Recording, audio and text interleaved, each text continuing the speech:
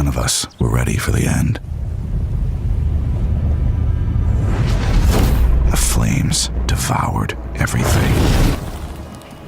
And when death rolled through our valley, our world turned cold and dark. The years of rain, the howling winds, gave way to blue skies and a new world in bloom. We felt hope. We were wrong.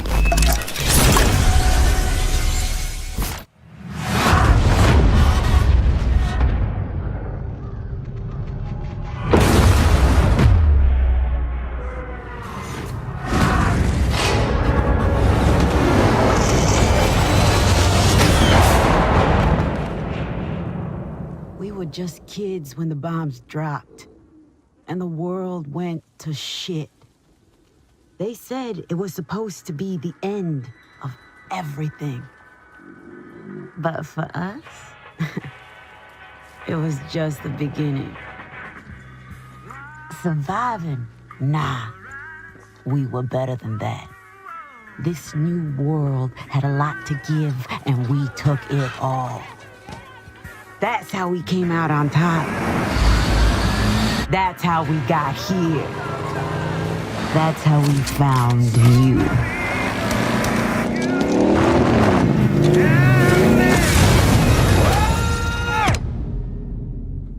Listen here, rabbits. You need to understand something. The only currency left in this world is power. We're gonna take everything from you, starting with your home. And if we can't take it,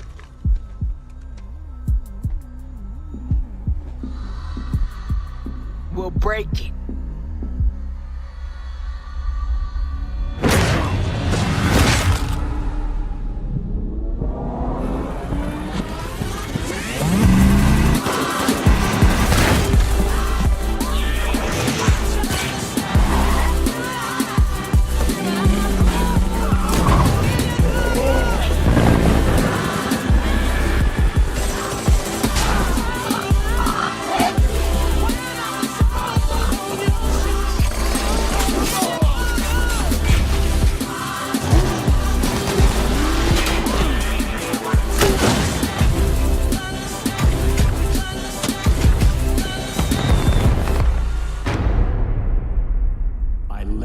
Into the new world. I thought that it would be glorious. I was wrong.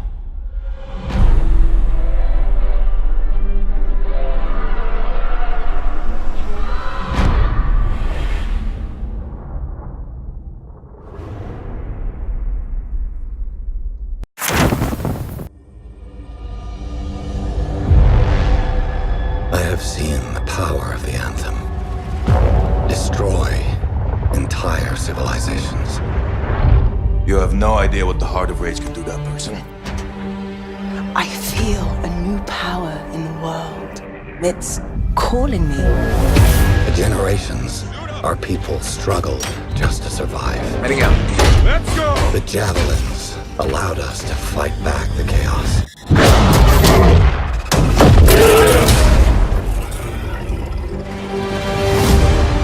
And the walls protected our families, loved ones. Remember, we're a team. I'm right there with you. It's a freelancer job. Always has been. But the anthem still rages.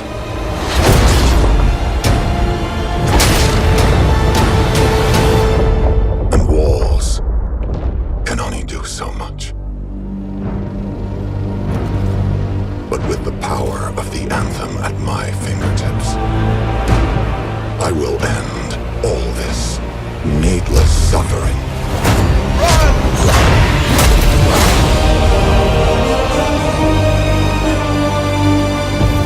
These javelins are handcrafted and passed down from generation to generation, allowing those who have them to go out into the wild and feel super heroic.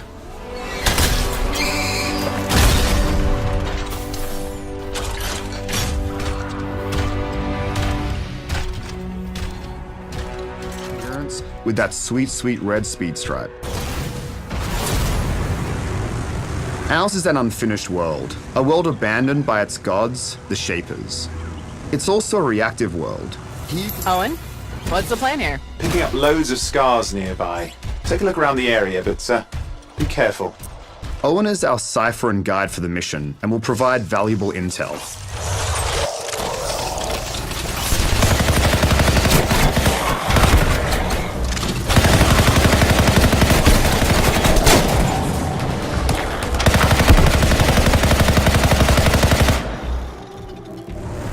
Up ahead we have a Scar watchtower. Our squad should probably tread lightly here so they don't call for reinforcements. Oh, we could just blow it up.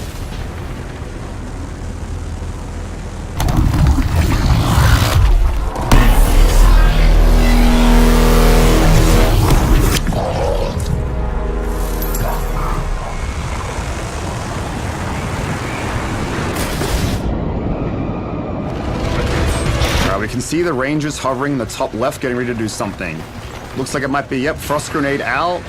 Jen's gonna use her multi-mortar for a big shatter combo. Alright, good job, Jen.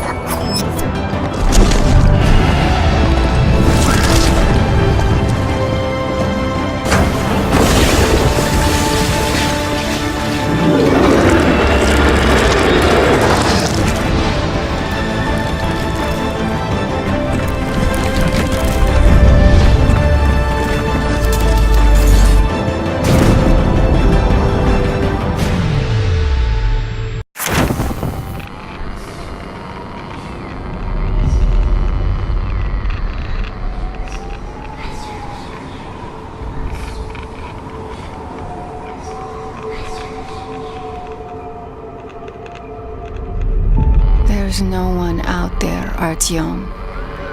No one to help us. No one to hear us.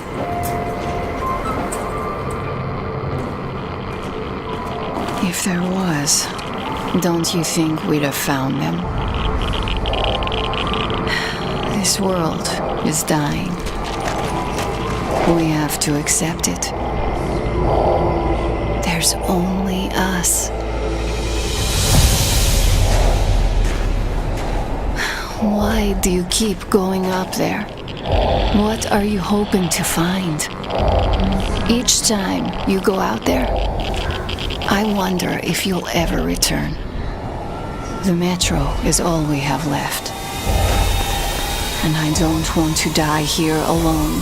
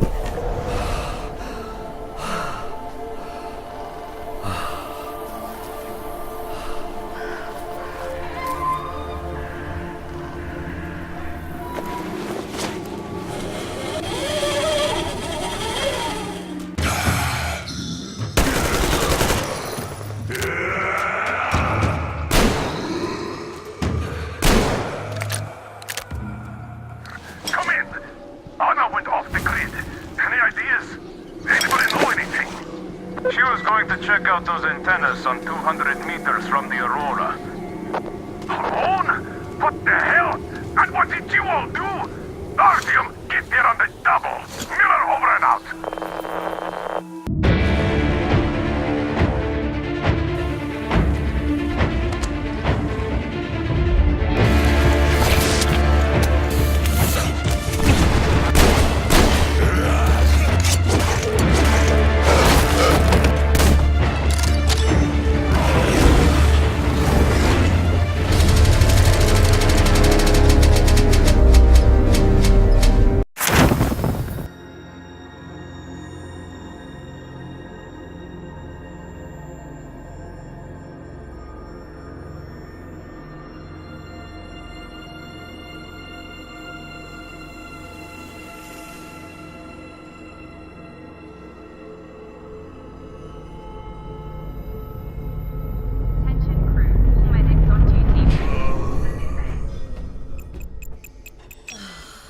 Cook, do you hear me?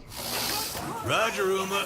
Half the crew is dead drunk in my sickbay after eating your miraculous space chili. Any thoughts? Well, I have no idea what you mean. Our food is healthy. Invigorating. Captain to crew. Dead monkey in the crow's nest. I repeat, monkey down. El space chili strikes again. Copy that, Captain. Hey, Paige. Bet we could use your space chili to overclock our engines. Negativo, mi amor. Only you can melt my circuits. Keep laughing, fools. The key ingredient to good cooking is love.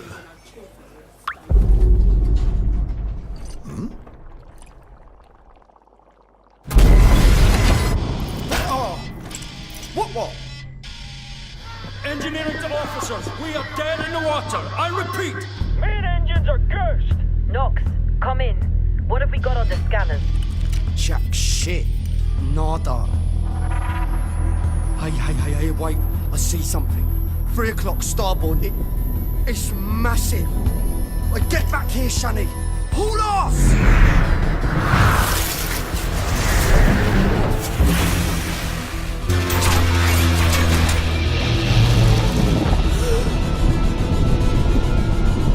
Lock down the bay column.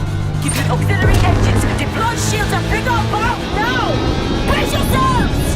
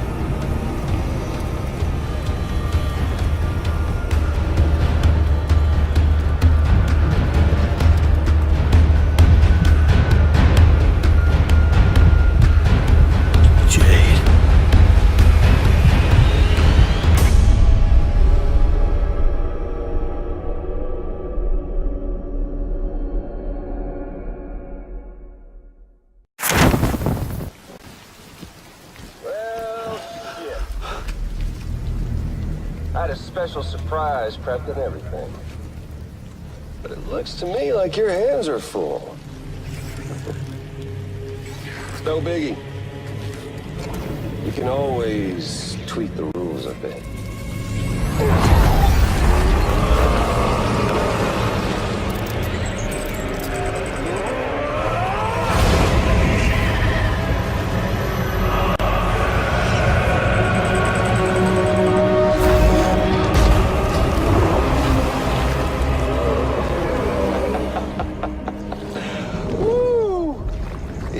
Hungry.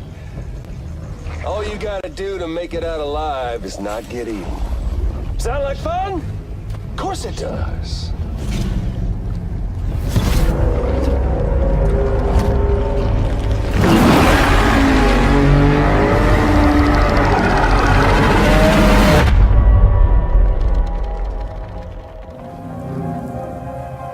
Watch yourself.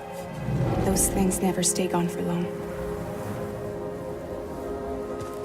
The time full fast forwards whatever it touches, but it can't wash everything away. The past just won't let go. I'll see you around. Sam Porter Bridges. Sam, what's your status? Chiralium density is still increasing. My status is fucked. There's tons of them. Can you sit out the rain? No, they're closing in on my position.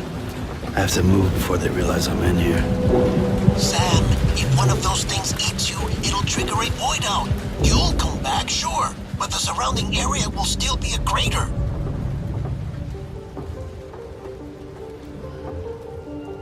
I got an idea.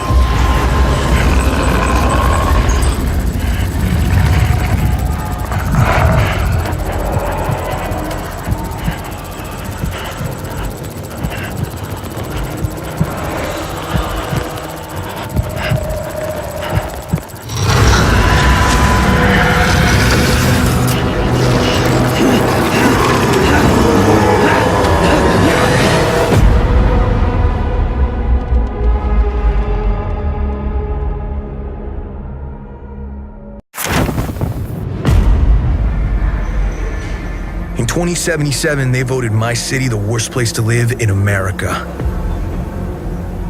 Main issues: sky-high rate of violence, and more people living below the poverty line than anywhere else.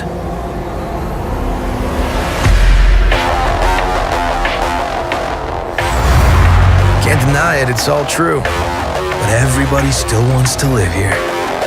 This city's always got a promise for you. Might be a lie, an illusion. But it's there, just around the corner, and it keeps you going.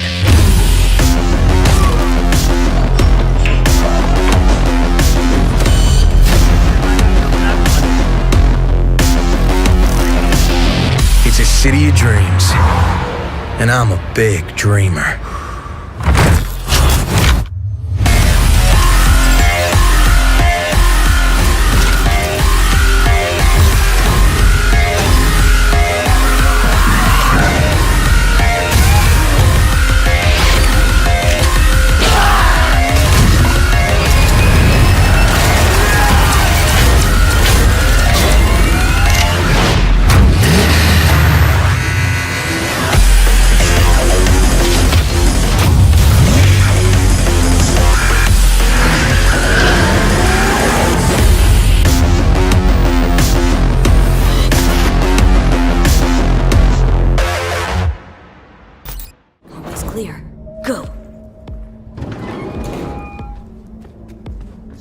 37 on your right. Girls inside. Biomon's been down and out. Better Delta.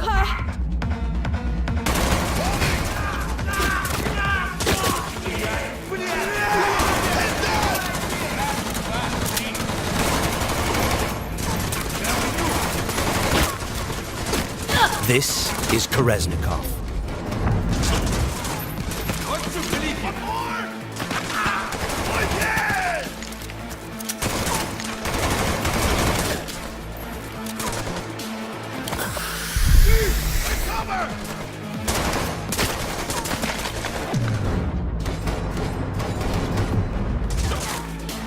He's moving! Got none to fucking use!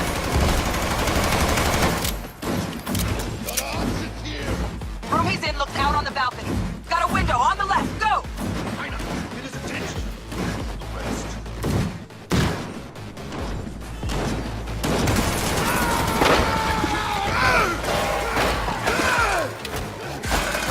¡Terminado!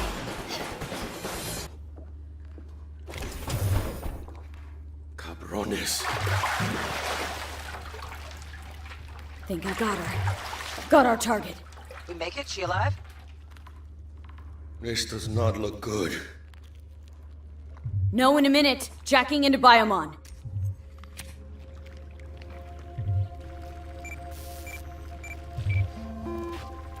Sandra Dorset, NC 570442. Got a winner. Or she will be if we can get her to a hospital.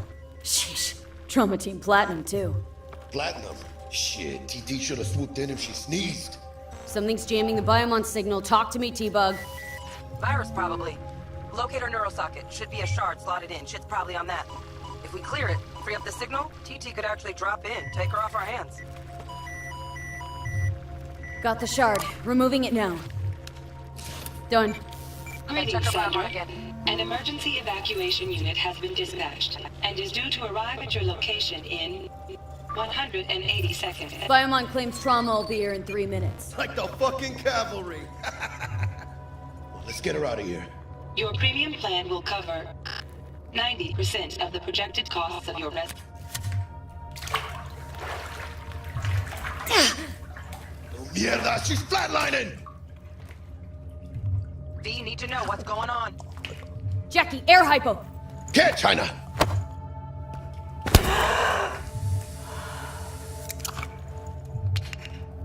She's stable. Fuera, Jaina. Get her outside. I'll cover you. It turns out a virus disrupted the girl's locator implant. We've fixed that, and now help is inbound. Swarm of the sons of bitches, 2 vans full, just pulled up outside. Fuera! Get her out! Terrorists!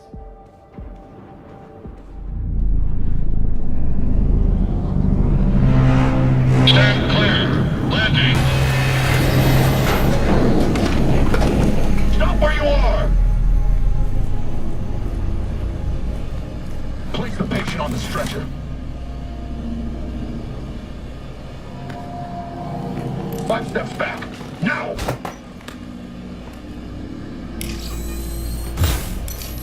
I said step back! PT-133 to control. Patient NC570442 secured. Stimulants being administered, 70 milligrams dopamine, 110 norepinephrine, 800 Viagra. Hey, give us a lift out of here? No problem.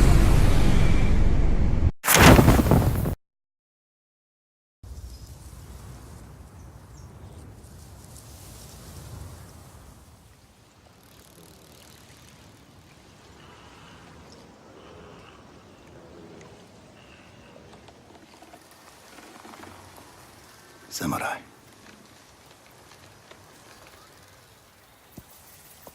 You are a warrior.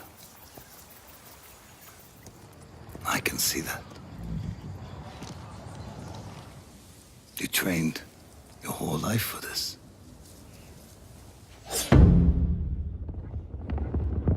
And you have won battles that lesser men have called unwinnable, yes? But while you were sharpening your sword, do you know how I prepared for today?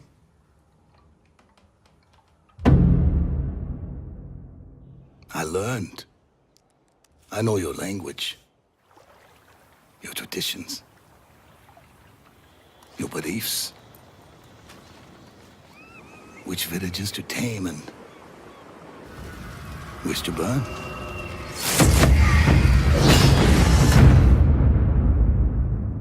So I'll ask you once again, Samurai. Do you surrender?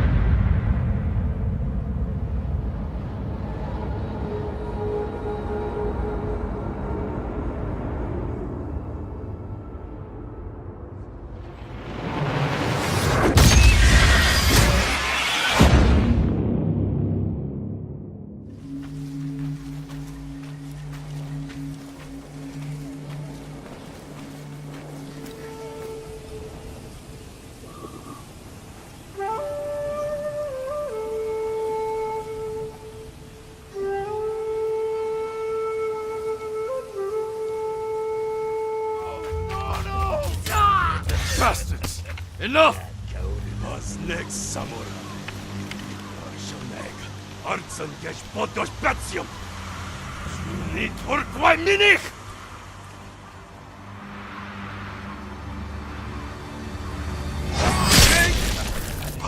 Samurai!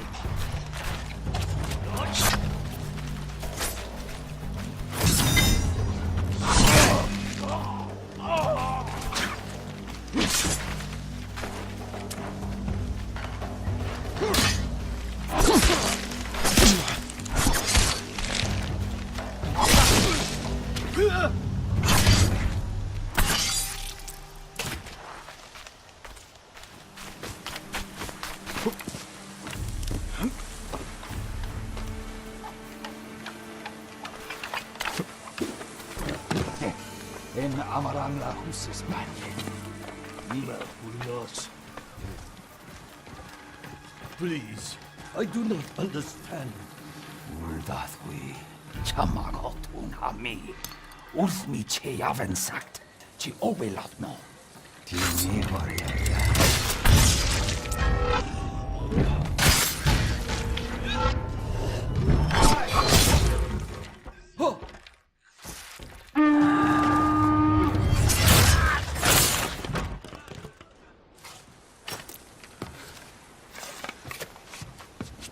He called reinforcements.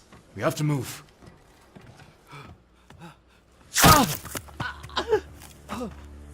Masako! Stand aside, Jin. He betrayed my family. Run! If we fight, the Mongols win. They already won.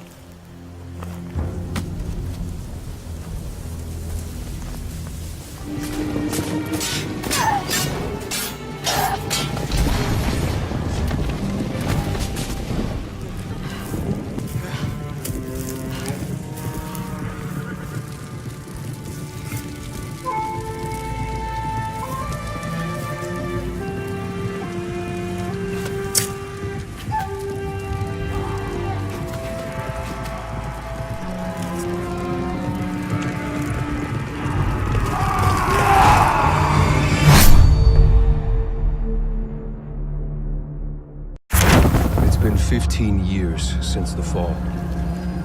The city is a corpse, and we are the worms.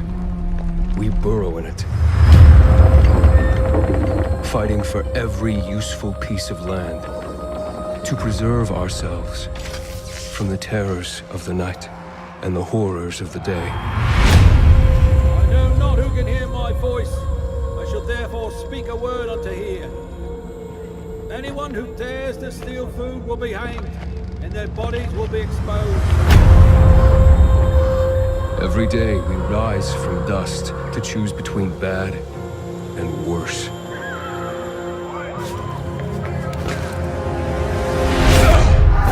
Get him! You're dead now!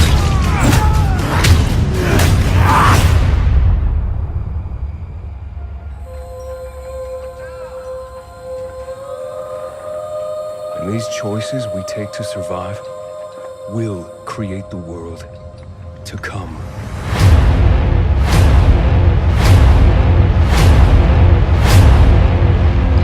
You know the drill. Get to the nearest safe house and wait until dawn. Good night.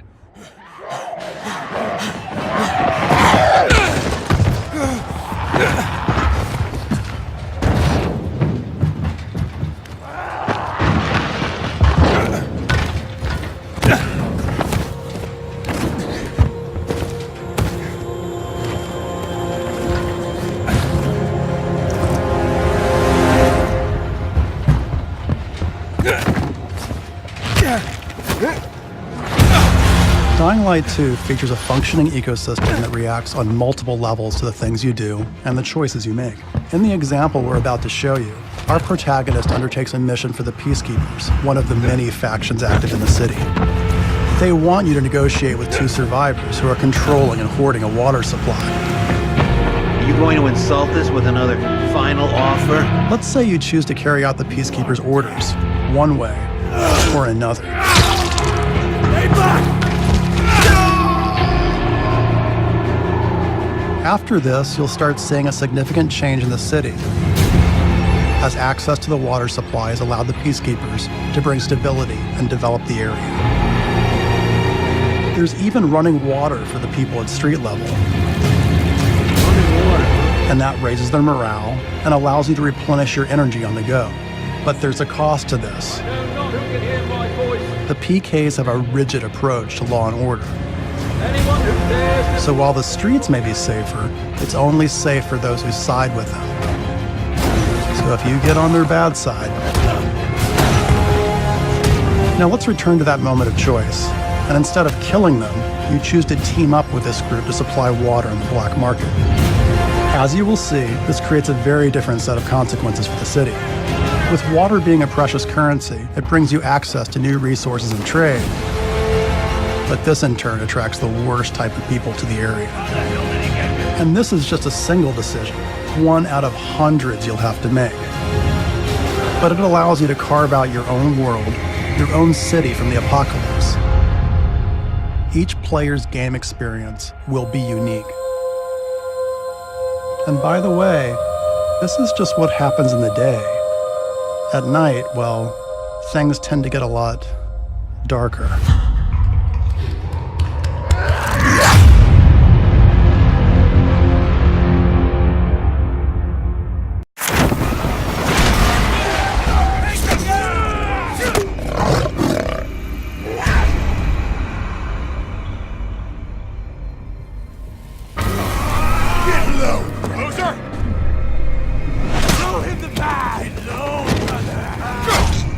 Have a run-in with RIP the last couple of days? Why? One of my men escaped a Ripper camp, got tortured, like they always do. But this time they kept asking me if you knew about it. 2 bikers, 2 men. The Ripper called them mongrels. If you ask me, you got a price on your head.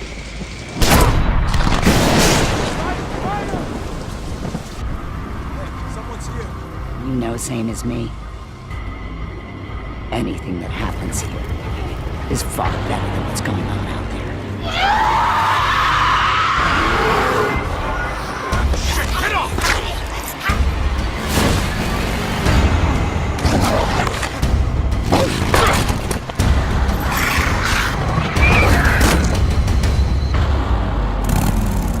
What the hell?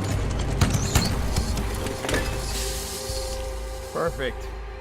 Just perfect.